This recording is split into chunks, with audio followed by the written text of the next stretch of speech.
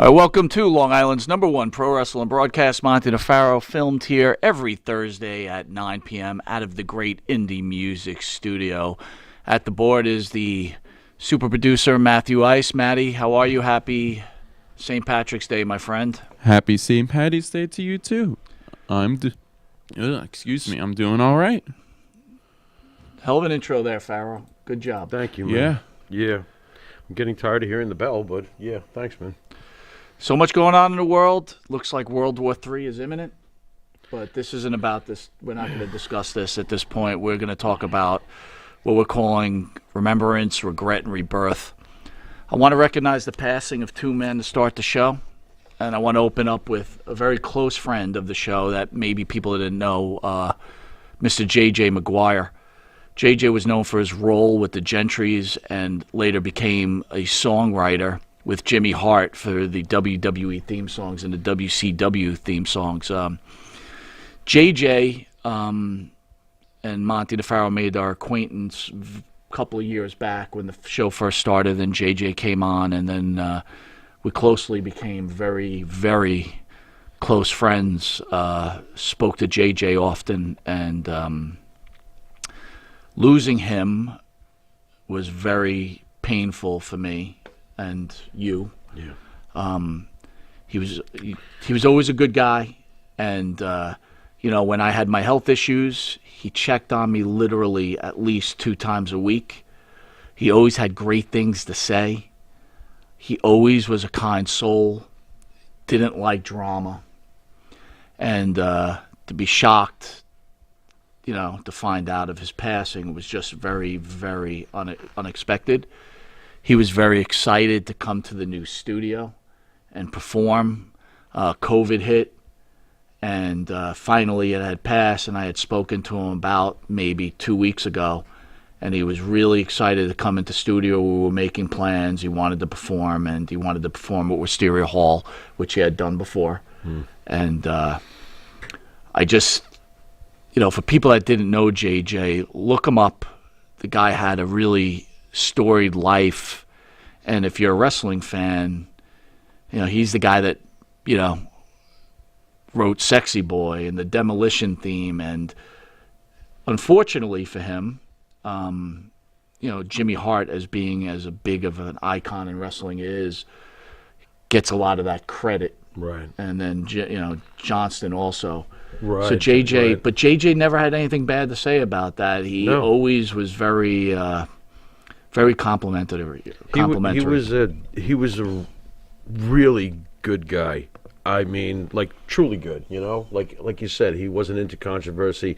He wasn't a shit talker. He always had a positive outlook. I was shocked, obviously. What is going on? I mean, I didn't see this coming at all. The thing that really excited me a lot, of course, it's one thing to be involved as lifelong wrestling fans and get to talk to all our wrestling heroes, but also to be a lifelong musician and get to talk to the guy who wrote Sexy Boy. Right. Hey, what are we talking here? JJ was a great, great, great musician. For those of you who knew him personally, you already know this, but I mean, his body of work, of course, too, speaks for itself between Sexy Boy and Demolition and so many other songs that he was behind. And yes, he was the Johnson before Johnson. In the business, and Jimmy Hart does seem to get a lot of that credit, and rightfully so. I mean, Jimmy Hart's Jimmy Hart, and he wrote a lot of the the words and stuff for and JJ would supply that incredible guitar. I think the guitar solo in Sexy Boy is one of the best placed guitar solos I've ever heard. When Sean would twirl around, sure, he would wait for that solo to come when he would start spinning his arms around and stuff, and it was like, oh my God, what a great solo. What a great guy. And when he came to Wisteria Hall Studios the last time he was here in New York, he had not played the drums in years. And he just sat behind the kit and started slapping out rhythms. You could just see he's a natural musician. He was just very talented and a very sweet man. And one of the few that would actually call regularly, And that was a beautiful thing, too. He was a really nice guy. And rest in peace, because he's the only one I've ever seen of his kind. He was really one of a kind, JJ. Before he says he hopes he got some of those publishing rights. I'm sure he did. I mean, I spoke to him numerous times. Yeah. The one thing about Yeah, JJ, he was okay from what we brought him to the big event as one of our guests, and the joy on his the face joy. when he got to see a lot of his old friends. Yes. I felt really good about that. That, you know, hooking up with the show and then coming down to New York, he got to see. He was so overjoyed. He was like a kid in school again with his buddies.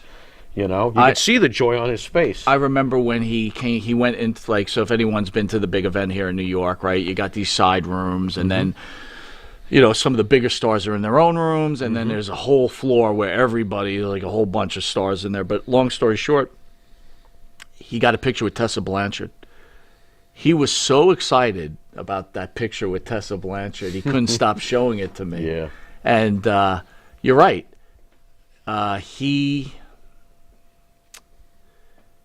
He was a great guy, and I'm glad that through this show, as the guest that we have on, that will be coming on shortly, you know, we found some friends in this, and you know what? It's good stuff. And if you had told me 30 years ago that I'd be performing Sexy Boy with the guy who wrote the freaking song, I would have said you're out of your mind. Would have said you're out of your mind. So miracles do happen, you know.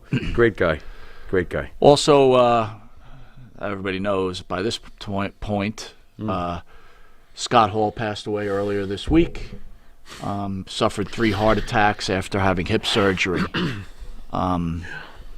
Thoughts on Scott Hall? Wow. Very interesting history with Scott Hall.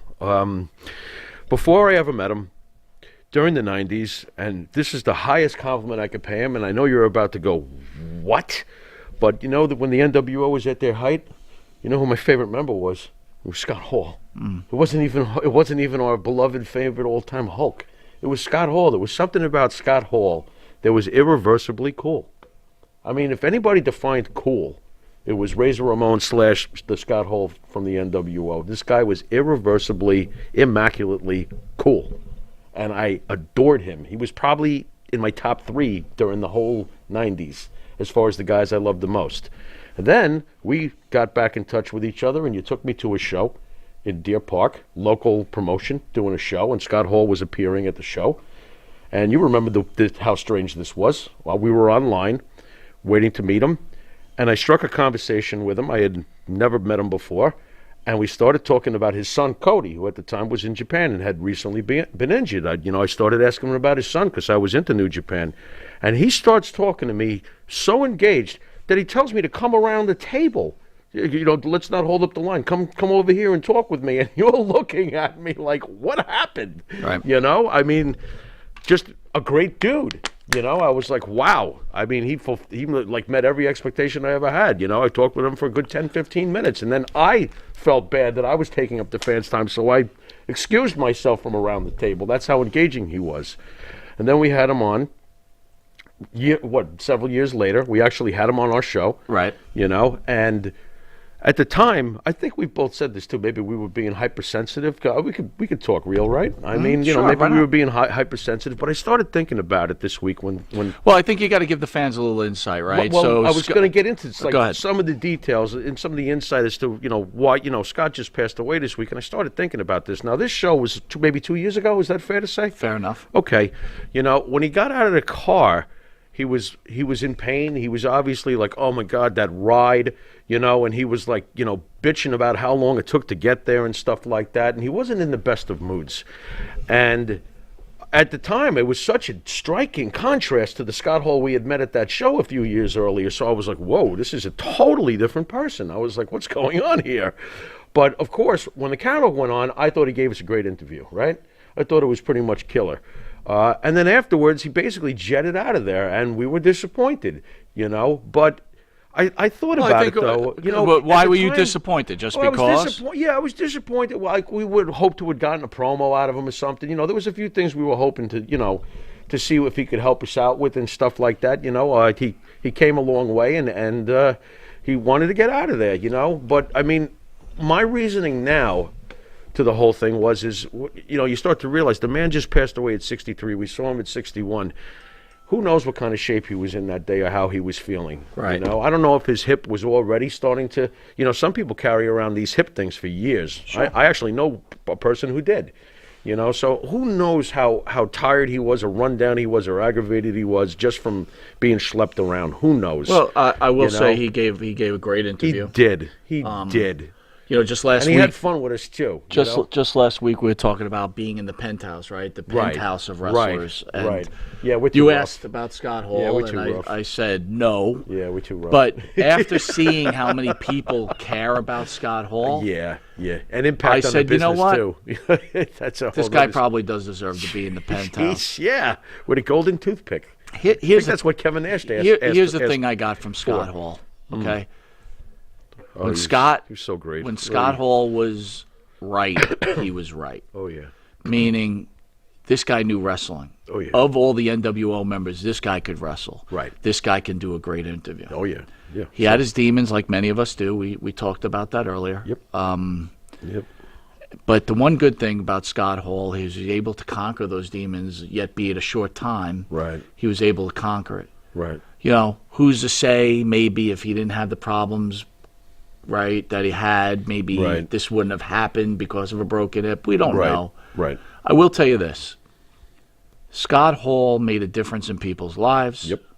He was an icon in Yep. the sport that he chose. Mm-hmm. Was he perfect? No. But who is perfect? Right.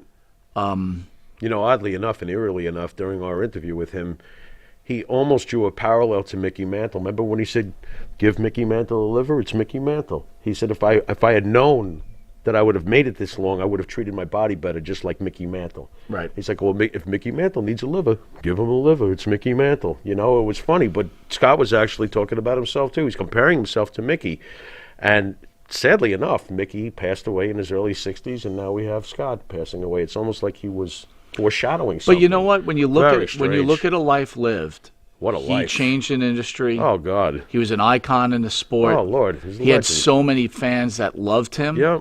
And you know what? He Captain gave the Cool. fans lots to talk about, good, bad, or indifferent, For right? sure. He Oh, yeah. changed people's lives. He did. So you Changed know the what? business. Tip that hat, Scott Hall. Absolutely. You'll be missed.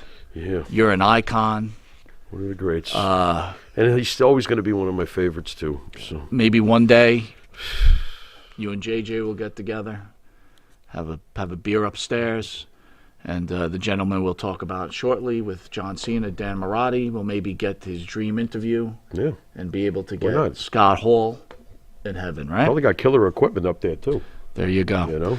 I'd like to thank the band that sings the theme song for Monte The Pharaoh, our own band, Wisteria Hall, with lead singer along with great guitarist Bart Griggs.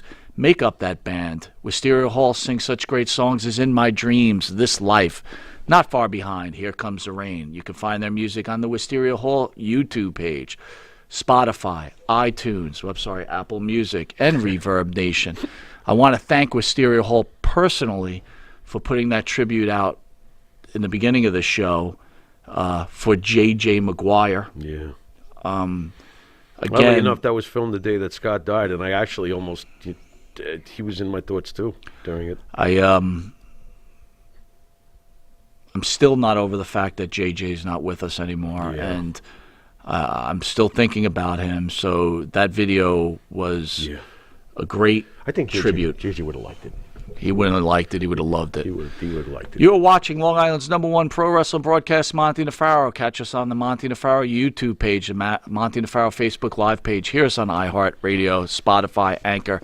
Catch us on the Monte The Pharaoh Twitch TV page. And if you're lucky in New York, join the 97,000 fans who watch us weekly on Channel 115 every Tuesday at 9:30 and Saturday at 11:30. Almost at 100,000. And catch us on Channel 20 Tuesdays at 1 a.m., where you'll see our special guest, John Cena Sr., in a reduced version of the show. We want to thank Abbreviated. Amazon Music for making Monte The Pharaoh part of their network. And we'll be right back with who we can be lucky enough to call a friend, Yeah. Mr. John Cena Sr. You can see him. See you in a sec. Tired of that same old breakfast, lunch, and dinner? Same old tasting scrambled eggs, burger, that dinner steak, ribs, or pork chops? Why not add a little bit of spice or just a touch of heat to make the difference? Change that scrambled egg with a little bit of Johnny Fabulous's John Cena Sr.'s $1 Million Jalapeno Hot Sauce. Great on burgers, steaks, chops, and those barbecued ribs.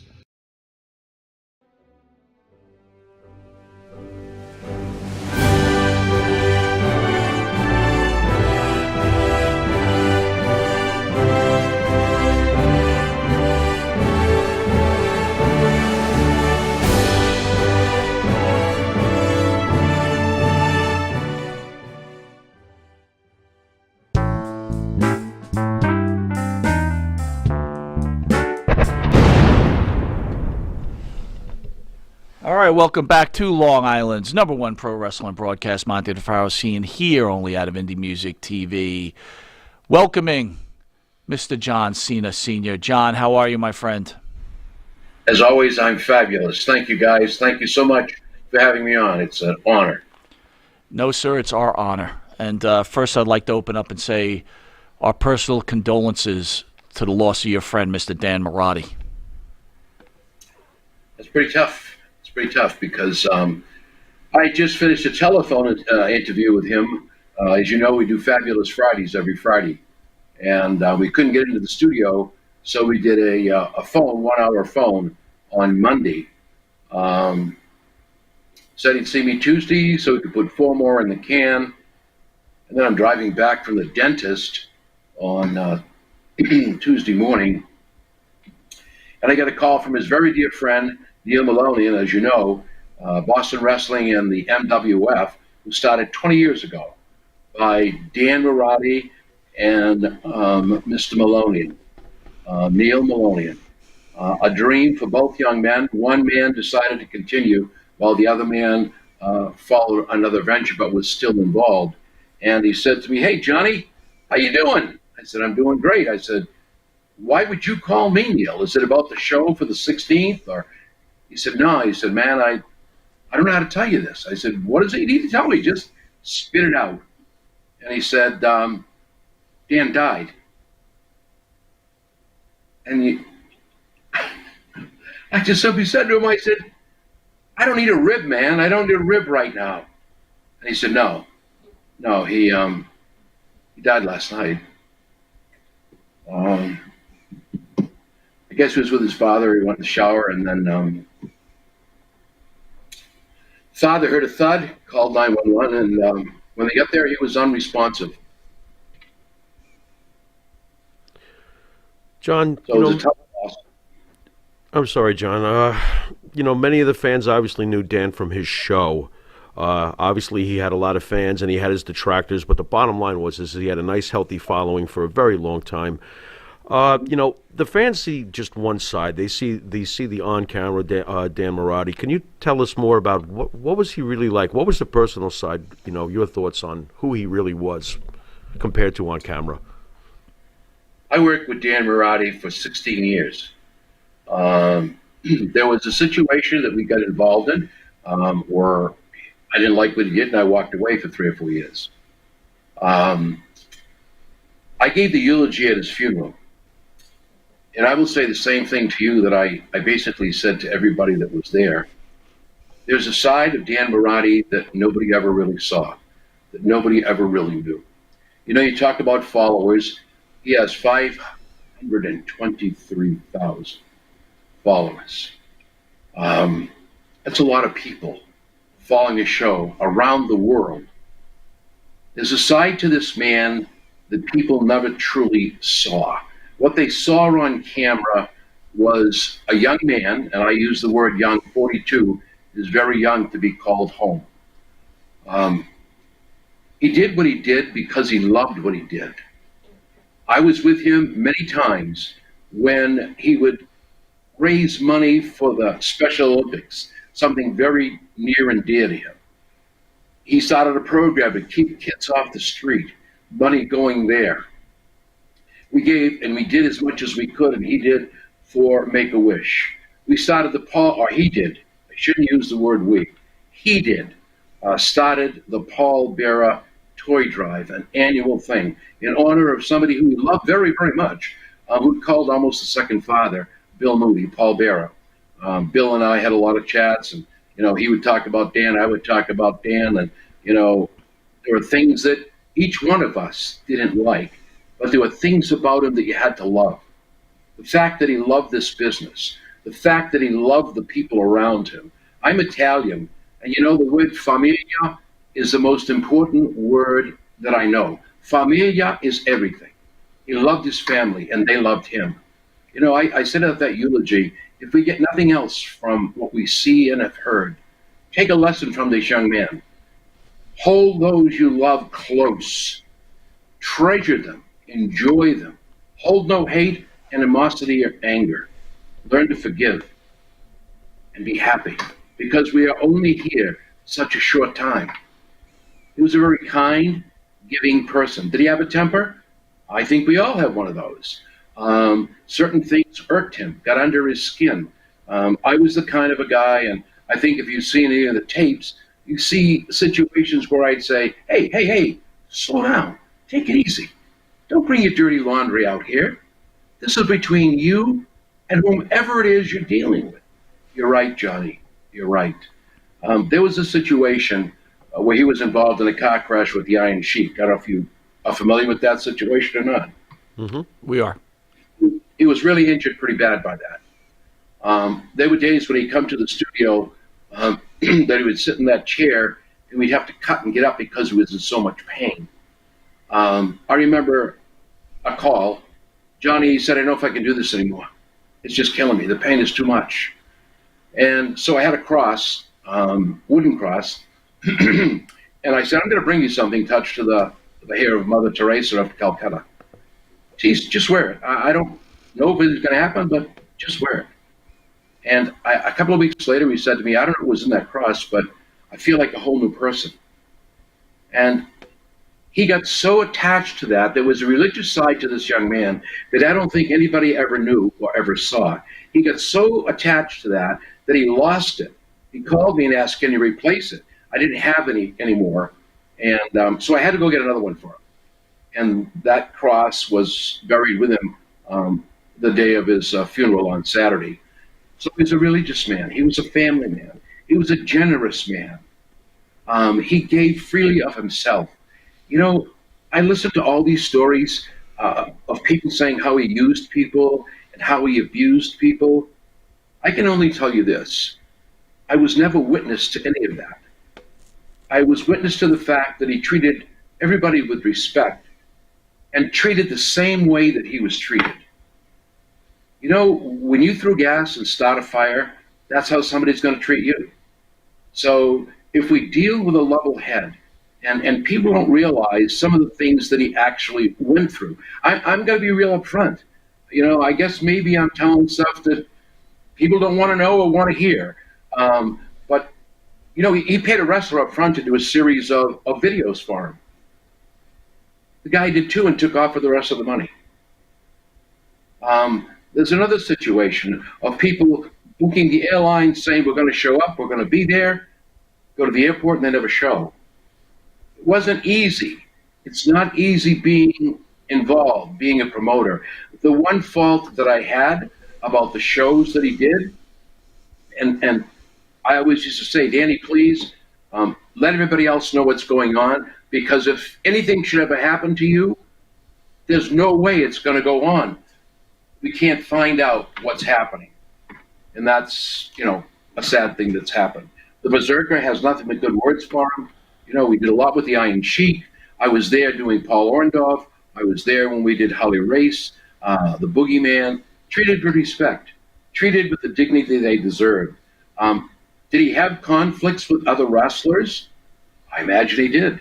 I don't believe that you or I, Monte the Pharaoh, have not had a conflict with any of the individuals that we've rubbed arms with. So being human is something we all need to recognize. I heard Pharaoh talk about Scott Hall, and Scott Hall used to talk about perfection. And he almost quoted me because I have 2 sayings in my life about perfection. The first is that it's only through my imperfection that someday I hope to achieve perfection.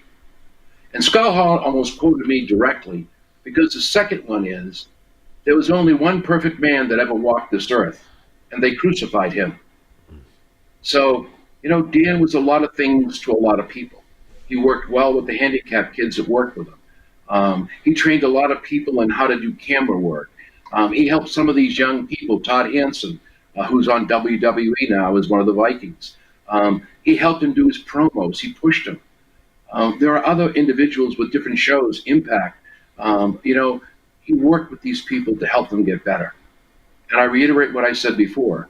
We all have faults. We've all tripped. We've all fallen. We can never look backwards.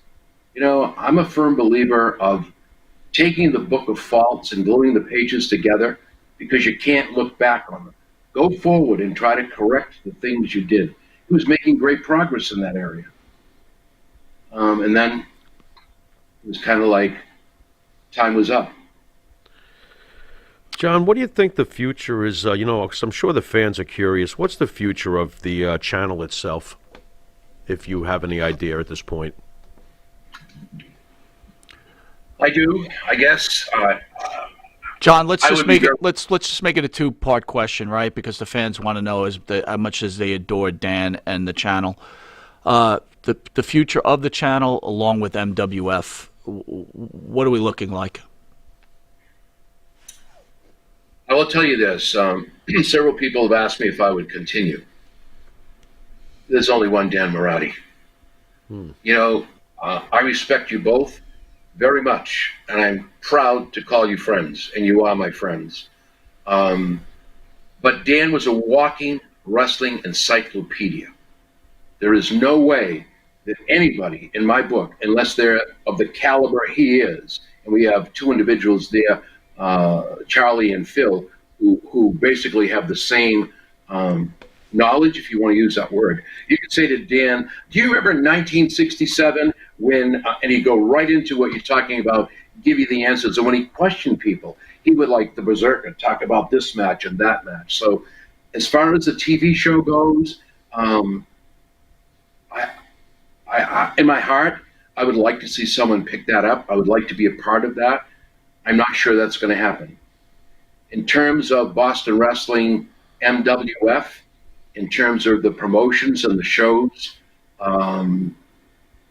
I don't know who's going to do it. I really don't. I've offered to help. I've done promoting in the past.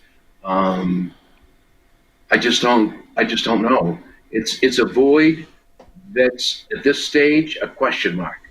I guess I have to say that this is up to the family as far as what they choose to do, because, I'm going to digress for a moment, if I may. He started this 20 years ago. He has video of superstars who are no longer here. He has superstars of the past, present, and future, a library that is absolutely unbelievable. He has memorabilia that you can't find anymore. So I don't know what's going to happen. I know that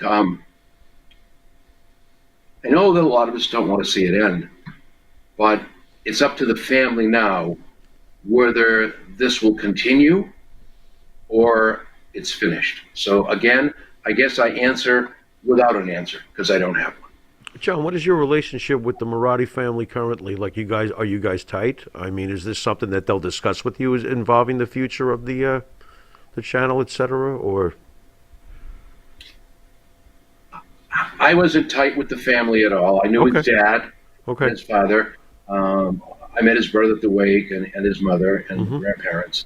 Neil Malonian, who is Dan's partner, he and I had a few talks. I offered a few suggestions. Whether that will come to fruition or not, I really don't know. Whether they asked me or not, I have no idea. If they do ask me, I'm truly honored. I was very honored when they asked me to do the eulogy. This is a tough question, John, so you don't have to answer, but the day of his funeral, could you share what the mood was with the people? And I'd really like to understand how about his kids? I mean, what did what did Dan share with you about his love for his children and how obviously his kids are affected terribly, but can you just maybe explain their relationship and how he was as a father? I guess I have to tread lightly. First of all, Dan Marathi never married. Okay. He did have a friend, and she had 2 children, Stephen and Brandon, and one of them he referred to as Little Marathi. Okay. I do not believe they were his biological children. I have no idea. I can only tell you this, that he treated those young men as though they were his own. Always taking them to Florida, I can remember Little Marathi wanted a PlayStation 5, and Dan did everything in his power and finally got the PlayStation 5. Took him to wrestling matches, took him to the garden. Just was so outreaching to these young men. I don't know if they were there or not. The mood at the wake itself, Andy Wong, Kowloon Restaurant in Saugus, which I'm still waiting to take you guys to, even though Monty says it's going to close. It hasn't closed yet. I thought we were banned. Wait a minute. You see, you always remember what I say. I appreciate that. You know what? This is the name of the business. That's how a rapper, and heels or faces who my managers remember. But brothers, that door is still open, and I'm still waiting. Nice. So if you want the best food in the world, come to the Kowloon Saugus, Mass. The mood at the wake was somber. The mood at the wake was one of shock. It's like, I'll be very honest with you, and I usually don't get emotional. When I started that eulogy, I couldn't speak. I just started to cry. And so it was like, I can't believe this. And I couldn't believe it was real, even when I went and I saw him in the casket. I heard all kinds of crazy stories about what happened, a car accident. Not true. Well, it's sudden death. It's got to be suicide. Absolutely not true. This is insane what people were saying. Insane. And but the mood, young people coming in, people that he mentored, wrestlers, people he worked with at the cable station, coming over and saying, hey, John, it's going to be quiet there in the morning now. We're not going to have all that action and all that talking. And then the day of the funeral, which was Saturday, I thought, usually when you have those types of situations, there are very few there. That funeral home, I was with Father Hughes, who did the service, and we were chatting in another room, finding out what we were going to say and do. And the funeral director, Mr. Gately, came in and said, "Hey guys, I'm sorry, I've got to take these other 30 chairs." That room was packed, and young and old. I will tell you, tears, a lot of tears, but still, one of disbelief. So that was the mood of that funeral. Most people walk in and they'll go, "Oh, it's too bad," this. No, that wasn't the way it was. It was most of the words you heard were, "I can't believe it. I just talked to him. I can't believe it. This is not happening." And, John, I was talking earlier about our friend J.J. McGuire. I don't know if you knew J.J. at all, but all I could think about, and I told this to Pharaoh, was I'm very, very work-focused in my real life, and a lot of times I allow a lot of friendships and a lot of families to get by because I'm constantly focused on work. And JJ would always check on me. And many times I didn't pick up the phone because I was too busy. And when Dan passed, honestly, I thought about you because I knew how close you were to him. Very close. And I thought to myself, does John have the same regrets that I have about JJ? So I'm going to ask you, sir, is there any regrets that maybe you should have, that you wish you could have said to Dan or conveyed something differently? No, because everything I had, I said to his face. I never said anything behind the man's back. I grew up on the streets, and I learned one thing. If you get something to say it to my face. Good, bad, or indifferent, say how you feel. And I was not afraid. I said, hey, Dan, I don't like the way you're talking about this person. Stop. There was one incident that it was really going off on somebody, and when we had the break, I said, I'm going to tell you right now, if you keep this up, I'm walking off the set. I'm not tolerating this. And if he called, I always took his calls. No matter what time he called, I talked to him. And that's the kind of relationship he had. His parents said to me the day of the wake, and his brother, he just thought the world of you. Why, I don't know. I'm just a regular guy. I try to help out and do what I can. So no, I never, ever regret what I did. When I walked away for a reason. There was something going on I did not like. And I made it very plain. I don't like it. And if this continues, I'm going to leave. And, I don't think anybody believed that. But I made my stand and I said goodbye. And for 4 years, or 3.5 years, I didn't show my face. And then I got a call. And you know what? To forgive or be forgiven, you first must forgive. That's the first rule. The second rule is hatred, anger, whatever, is poison. Just be careful you don't drink your own poison. And so that relationship was established way back. And I think we had something that a lot of people perhaps don't have. But that was respect for each other. Respect to the point where you could tell me what you wanted to tell me, and I would listen. And he'd say, hey, Fabo, I don't like the way that's coming off. That's great, Dan, but let me turn around and say, I don't like the way you keep talking about this woman all the time on this podcast. It's not right. It's not right.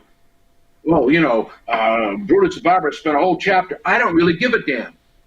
It's no reason to bring that up here on this show, period. And so we had that kind of relationship.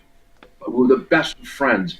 I said to somebody at that funeral, at that wake, I have 5 sons, as you know.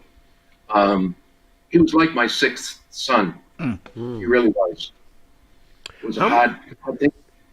John, how much time did wrestling take up on his schedule? I mean, did it burn him out maybe? I wrestle with this, not that there's a pun on words, but how much time did he put into this whole thing? Okay, I'm going to tell you because a lot of fans don't understand how much time he actually put in on this. Okay. He got to the studio at 9 o'clock. He would leave most times at 8. Sometimes he was there till 2 in the morning. Okay. Putting the footage together, booking the flights, doing. I know that when the Berserker came in, they would tape probably. They'd start around, I don't know, let's say 1 o'clock, finish up at 7, and then they would start another one. Sundays, he always did a watch along. This Sunday was supposed to be WrestleMania 37 watch along, and we all know that didn't happen with the Berserker. When I tell you that this man dedicated his life to the fans and to the people, the men and women involved in professional wrestling, he did. When I tell you he spent hours at that studio, it's not 1 day a week, not 5 days a week, 7 days a week. That's what he put into it. He and I'm going to digress again, he and I always go back and forth because he hated female wrestling. And I called him down on it all the time. But, he used to spend hours to the point where I give a call, go home. I'm going home, Dan. See you, bye. And he'd still be there. He'd still be working. Speaking of female wrestlers, I hate to, throw one out in left field, but, I come from left field. Did you see that ridiculous cage match last night, Mr. I Love Women's Wrestling? On AEW, by any chance? Oh, he didn't see it. I did. So if I make fun of it, he's not going to even know what I'm making fun of. Well, John, you didn't miss much. Yeah. So. Little fake blood, Was there blood? Yeah, there was blood. It dried up. She tried to rub it on her belly afterwards, but it was all dry because the fake stuff dries up fast. Am I being too upfront about this, Mike? Hey, John. Rick B's asking. You missed nothing. April 16th. Is there a possibility that show is going to come off? I don't know. I don't know. Okay. I'm being very honest with you. Okay. I don't know. How about getting your thoughts real quick, if we can, on Razor Ramon, the great Scott Hall, and if you've come across him over the years, and your thoughts on his passing. Yes, I did come across him. Autograph signings. We did big time wrestling. We had a couple of shows with Scott Hall. Scott Hall was a wonderful human being. He had his demons, as you said earlier. Monte, I believe you alluded to it. We all have our demons, every one of us. And Scott Hall, Jake the Snake Roberts have both proved that you can beat whatever it is you have if you have the guts and the desire to admit you have it and then go forward to heal it. Scott Hall was a man's man. He was a gentleman. He was educated. And the same thing, and I'll applaud you, Pharaoh, because when I went down signing autographs, he was with Nash and Waltman, and we were talking in the hotel lobby, and he said, you got a kid in the business too. And I said, yeah. He said, and so, by the way, how's your son? And that was it. Right. He worshipped his son. Yeah. I was talking to somebody from the WWE, and they said that when he was wrestling, he thanked God that he had time off because he could go home and spend time with his son. Scott Hall was truly blessed, and I agree with everything you said. He understood this business. He understood it well. And Pharaoh, I'm going to side with you.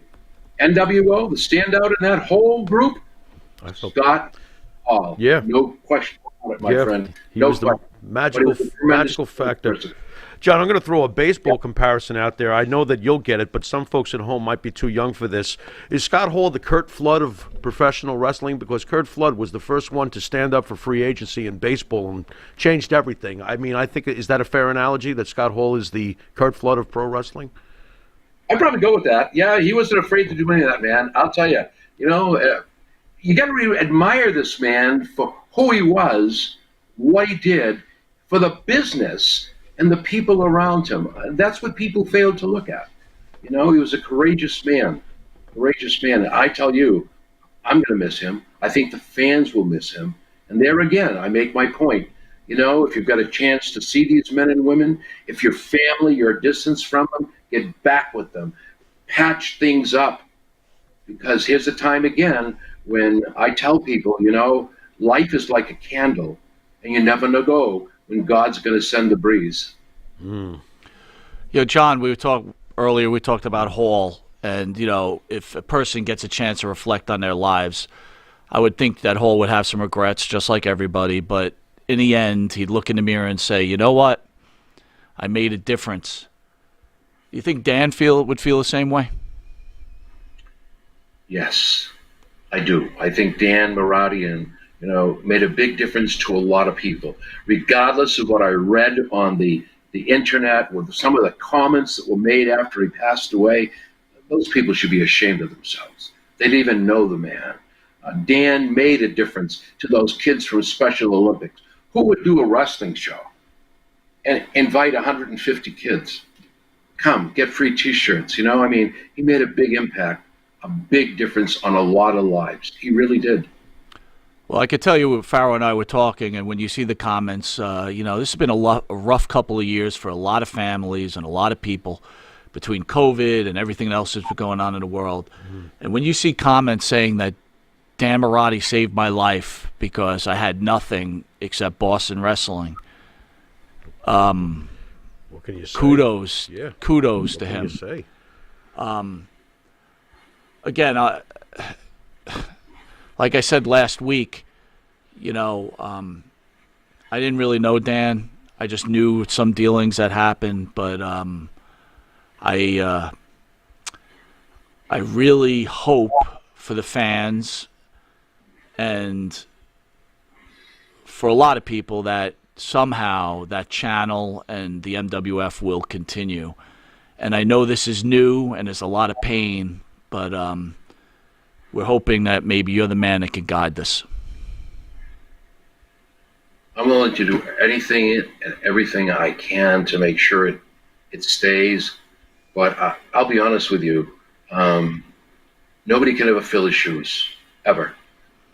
Maybe Phil Desiree and Charlie, who are the walking books of encyclopedia like Dan was, maybe we can get them involved if the family desires to do it.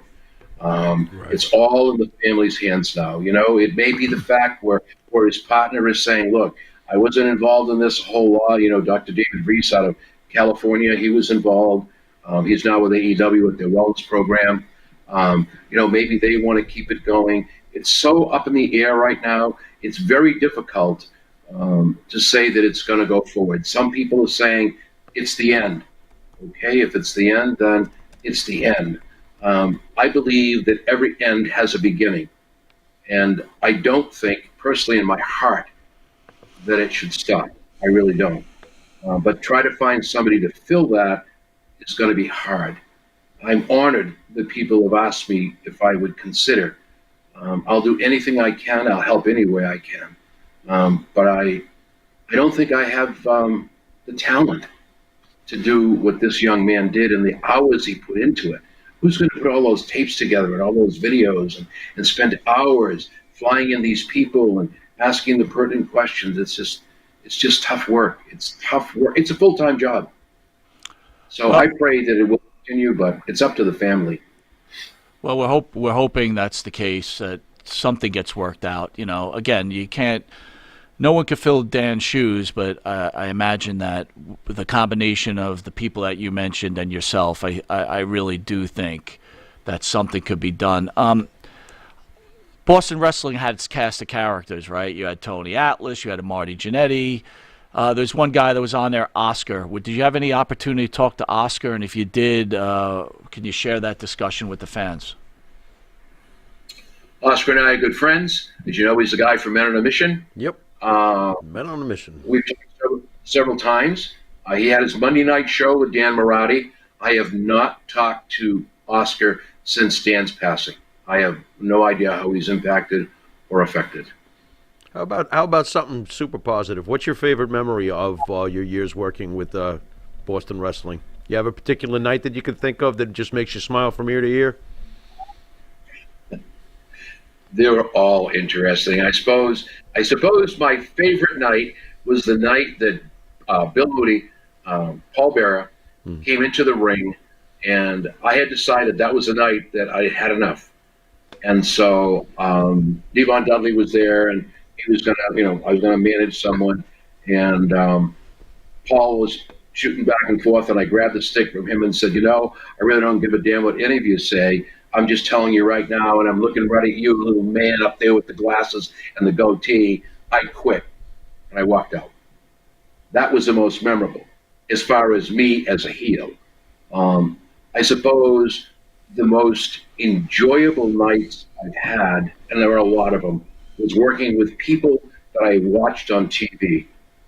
Bill Moody, Paul Bearer. I just did a thing with one of the sheep herders. I've worked with Tito Santana. I've worked with Kamala, Veda. Such a rewarding time. I find it very, very difficult for me to sit here and say, give me the highlight of one of the best nights you've ever had. I really can't, because they were all so memorable and so enjoyable.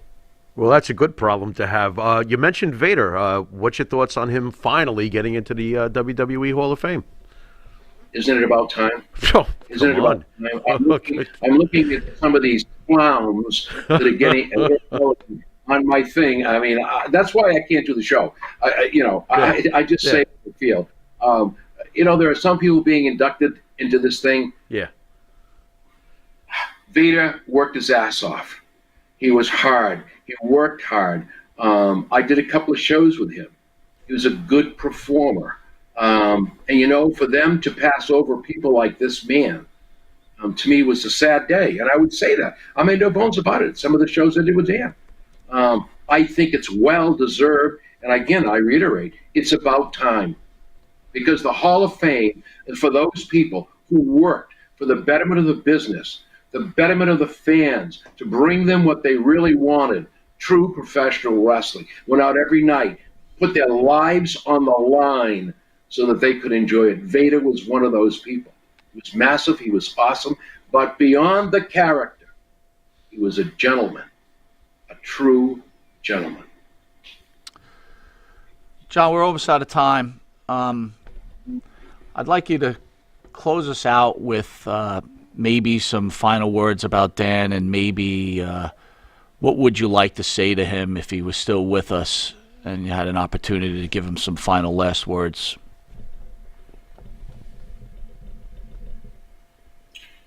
You know, I guess I could say this for Scott Hall, for JJ, and for Dan Marathi. Ernest Hemingway wrote a book. And the book was called For Whom the Bell Tolls. And today, the bell tolls for Scott Hall, for JJ, and for Dan Marathi. Listen quietly, hear the ring, and share the memories. If Dan was still here, I think we'd still be laughing and fooling. I still think my words would be the same to him. Dan, cool down, slow down. Don't take things personal. This is not about you, my friend.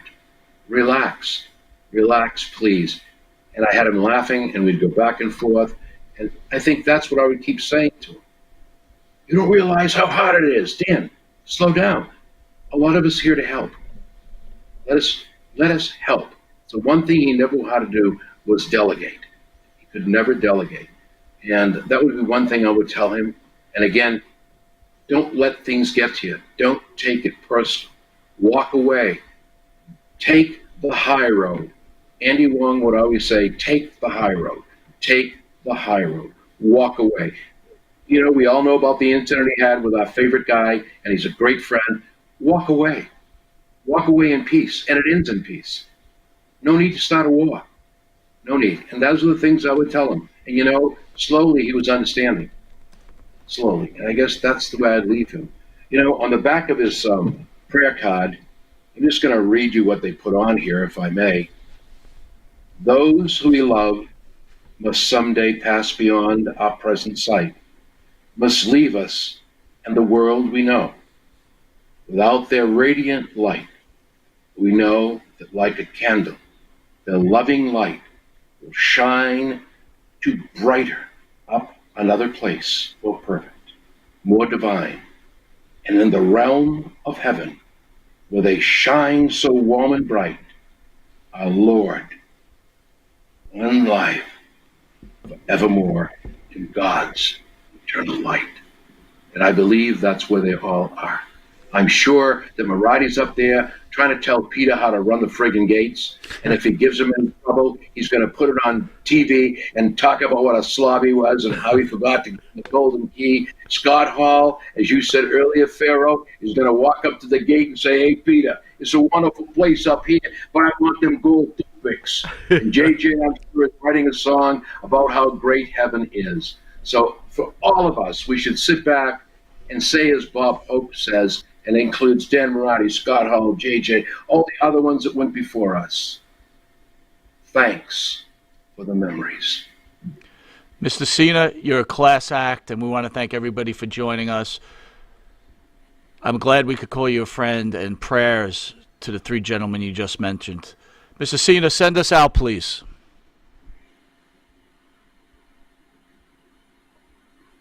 That's on you, John. Send us home. I don't know how to send you home except say thank you. I love you guys tremendously. You truly are my friends, and I do wait for the day you call and say you're in Saugus, let's go to the Kowloon. And to all the fans of Monte and the Pharaoh, and those fans of Boston Wrestling and NWF, thank you for the memories. It's only the beginning, only the beginning. And Monte and the Pharaoh, again, thank you so much for allowing me to come on and talk about my dear friend, Dan Marathi.